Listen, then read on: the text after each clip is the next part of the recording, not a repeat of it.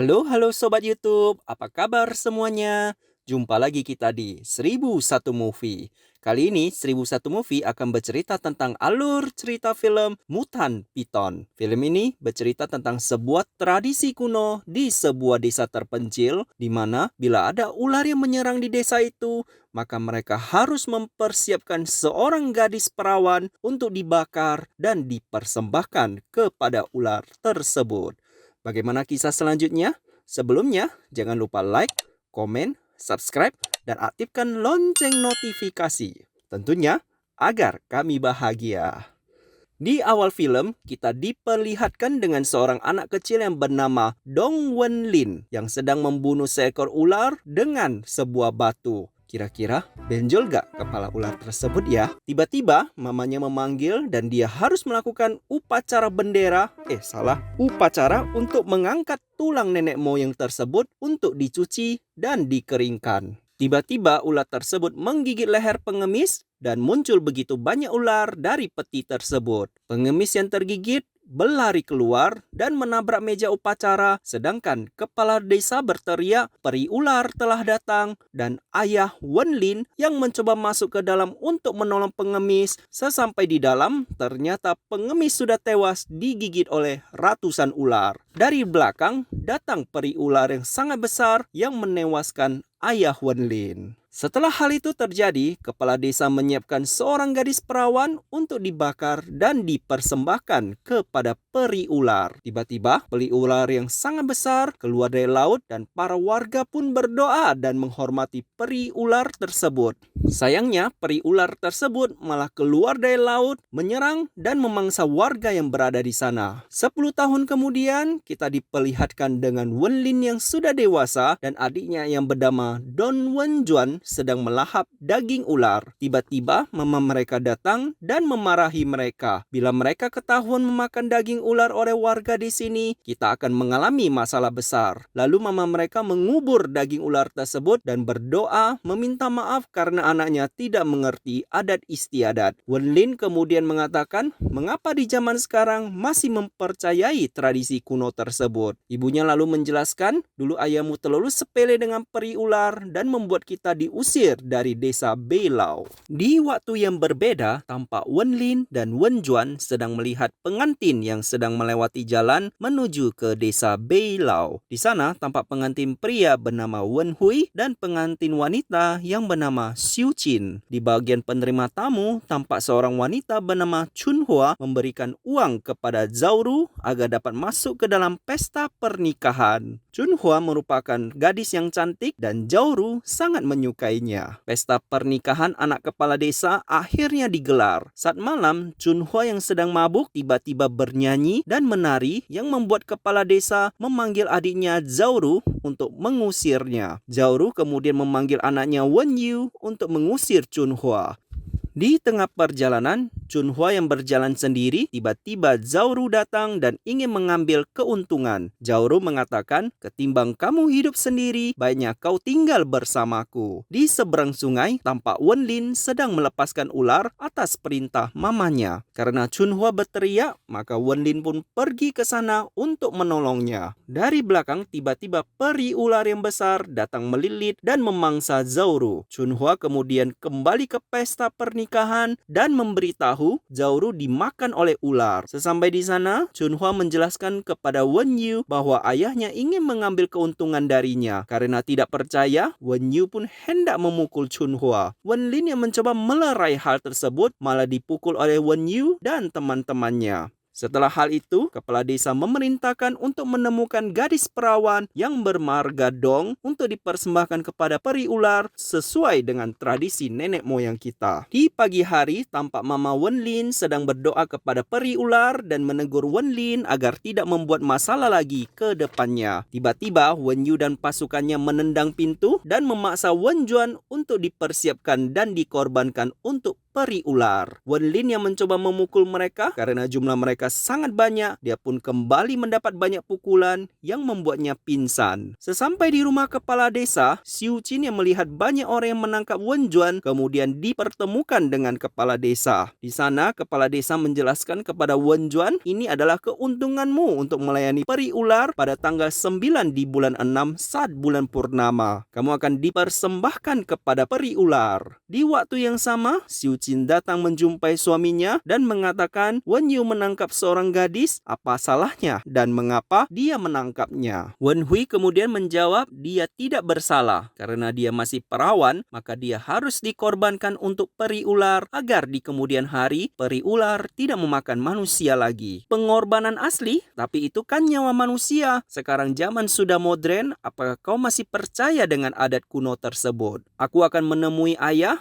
Lalu Wen Hui mengatakan, itu adalah ide dari ayah untuk menangkapnya. Terus kamu hanya menonton gadis itu dikorbankan? Anggap saja kau tidak tahu apa-apa. Lalu Xiu Qin membalas, kau bukan manusia. Di bagian lain, tampak Wenlin menyelinap masuk ke rumah kepala desa untuk menolong adiknya. Setelah berhasil membuka tali ikatannya, Wen Yu tiba-tiba datang dan mengatakan, aku telah menunggumu. Dengan membawa pisau panjang, Wenlin pun mencoba menyelamatkan adiknya. Lagi-lagi, dia harus menerima banyak pukulan yang membuatnya melarikan diri. Wenlin kemudian masuk ke kamar Xiu Qin untuk bersembunyi. Xiu Qin yang mencoba melindungi Wenlin dan memarahi Wen Yu tidak sopan tiba-tiba menerobos masuk ke kamar kakak iparmu. Lalu Wen Yu meminta maaf dan pergi dari kamar Xiu Qin. Setelah mereka keluar, Wenlin menjelaskan bahwa adiknya akan dikorbankan pada peri ular. Lalu Xiu Qin membalas, kau tidak bisa melawan Wen Yu dan pasukannya sendiri, mengapa kau tidak membunuh ular tersebut saja? Ting ting tong. Si Wenlin pun bingung berpikir.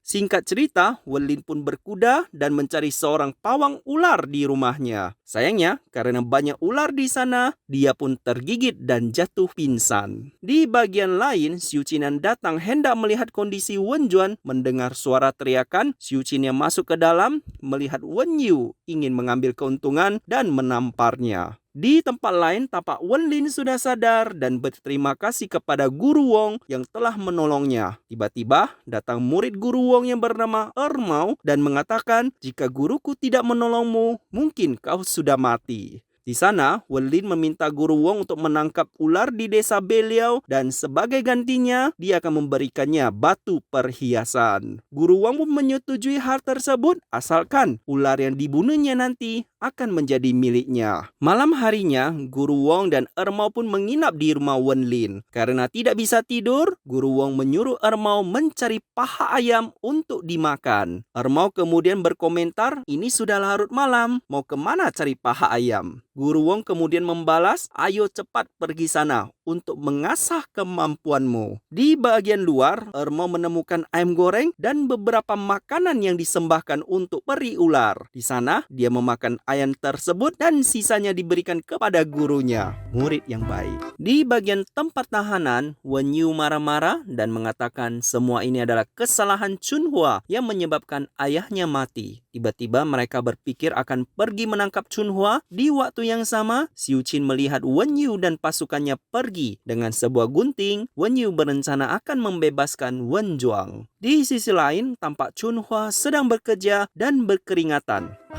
Apakah sobat YouTube memiliki tisu? Di bagian gudang Chunhua, tampak peri ular sedang mencari mangsa. Di bagian luar, tampak Ermau melihat banyak preman dan bersembunyi ke gudang Chunhua. Wen Yu yang mendobrak pintu, kemudian menyuruh anggotanya menemukan Chunhua. Dari pintu belakang, Chunhua pergi bersembunyi dan menemukan Ermau di dalam lemari. Tidak menemukan Chunhua, Wen Yu menyuruh anggotanya memeriksa bagian gudang. Tiba-tiba peri ular datang dan memangsanya. Dari dalam lemari, Ermau mengatakan itu sangat besar.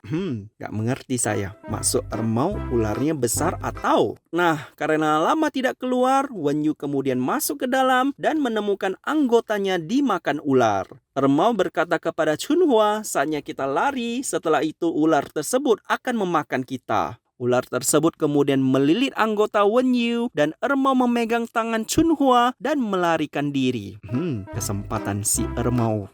Di waktu yang sama, Xiu Qin datang menolong Wen Juan. Sayangnya, saat akan melarikan diri, Wen Hui dan ayahnya datang dan mengatakan ikat mereka berdua. Kepala desa menyuruh Wen Hui mengikat istrinya, namun Wen Hui mengatakan istrinya tidak mengerti adat istiadat di desa tersebut. Wen Hui ditampar oleh ayahnya dan membawa istrinya pergi. Tiba-tiba, Wen Yu datang dan mengatakan ada ular yang membunuh saudaranya. Kepala desa lalu menyuruh Wen Yu menyiapkan altar untuk mengorbankan gadis tersebut besok malamnya. Di dalam kamar, Xiu Qin menyuruh suaminya mengikatnya dan sekalian mengorbankannya kepada peri ular. Di sana, Xiu Qin juga berkata menyesal menikah dengan suaminya dan menyesal pernah datang ke desa tersebut. Sedihnya. Keesokan harinya, Guru Wong memerintahkan Ermau untuk membuat beberapa jebakan ular. Setelah itu, Guru Wong mencari jejak ular untuk menemukan gua ular. Hebat juga si Guru Wong ini ya. Akhirnya, mereka bisa menemukan gua ular dan Guru Wong memasukkan babi yang dirantai ke dalam gua tersebut. Karena ular tersebut sangat besar, rantai tersebut pun putus dan mereka pun terjatuh. Karena tidak berhasil,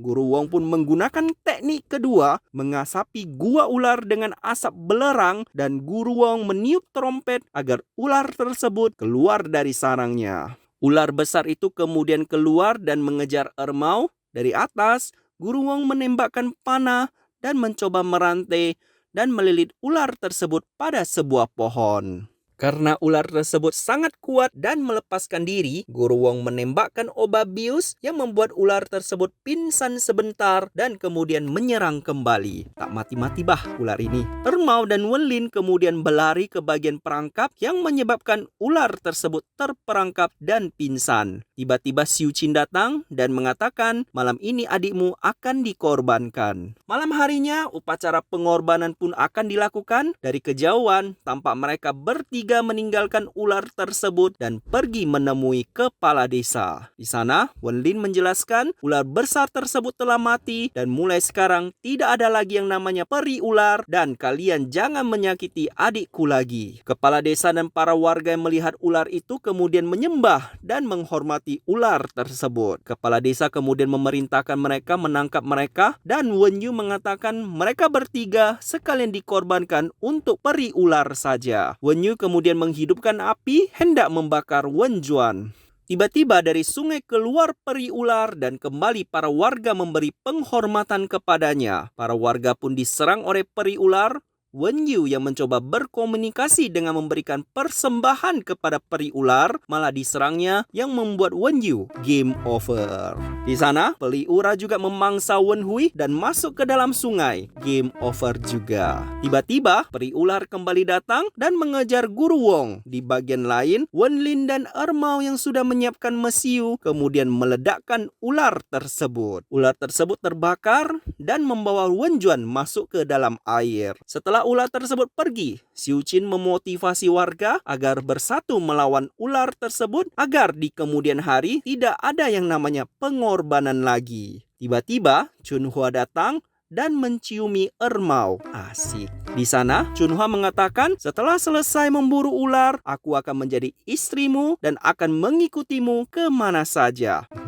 Romantis sekali. Di sebuah gudang, tampak mereka lagi menyiapkan berbagai senjata dan bahan peledak. Di bagian lain, tampak ular tersebut memuntahkan Wen Juan dan Wen Juan yang sadar mencoba melarikan diri dan melihat banyaknya telur ular di sana. Mereka berempat kemudian masuk ke markas ular dan menaruh berbagai alat peledak di dekat telur tersebut. Ular tersebut kemudian datang dan terjadilah aksi petak umpet yang membuat ular tersebut itu bingung mencari mereka. Singkat cerita, setelah mereka dan ular capek main petak umpet dan kejar-kejaran, akhirnya Guru Wong yang kepengen menjadi superhero kemudian menyiapkan bahan peledak dan masuk ke dalam mulut ular tersebut. Maka terjadilah ledakan yang besar yang membuat Guru Wong game over. Di bagian luar, Chunhwa kembali datang dan memeluk Ermao.